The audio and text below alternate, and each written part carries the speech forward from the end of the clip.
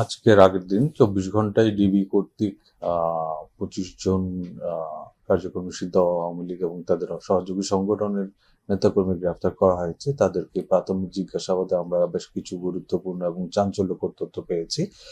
তারা পরিকল্পনা করছিল রাষ্ট্রীয় অতিথি ভবন যমুনা, যেটা মাননীয় প্রধান উপদেষ্টা সরকারি বাসভবন, এবং ঢাকা শহরের বিভিন্ন স্থানে তাদের দলীয় স্লোগান সম্বলিত বিভিন্ন স্লোগান দিয়ে ১,০০,০০০ গ্যাস বেলুন উড়াবে।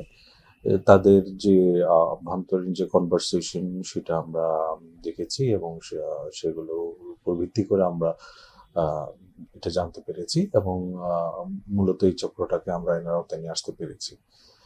আর যে বিষয়টা হচ্ছে আসলে তারা সংগঠিত হওয়ার চেষ্টা করছে, এটা খুবই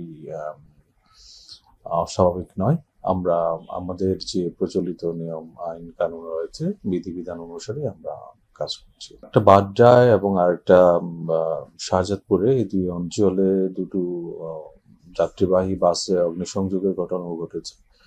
এই অগ্নিসংযোগের ঘটনায় জড়িতদেরকেও আমরা শনাক্ত করার চেষ্টা করছি এবং এই যে প্রত্যেকটা ঘটনা, এই ঘটনাগুলোর সাথে কোনো যোগসূত্র রয়েছে কিনা এবং কারা এদের পিছনে ইন্ধন দিচ্ছে, কারা এসব পরিকল্পনা করছে, তাদেরকেও আমরা দ্রুত শনাক্ত করবো ইনশাল্লাহ। এটা আমাদের কাছে প্রত্যেকটা ঘটনাই গুরুত্বপূর্ণ। কোনো ঘটনাকে আমরা একেবারে ছোট হিসাবে আমরা উড়িয়ে দিই না। আমরা প্রত্যেকটা ঘটনায় যারা জড়িত তাদেরকে আইনের আওতায় নিয়ে আসার জন্য খুব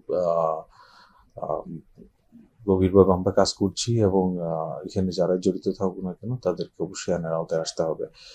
আর এর ভিতরে জড়িত যারা, তাদেরকে গ্রেফতার করা গেলে এটার পিছনে যারা মাস্টার মাইন্ড বা পরিকল্পনাকারী এবং তাদের প্রকৃত কারণ এবং রহস্যটা উদ্ঘাটন করা সম্ভব হবে।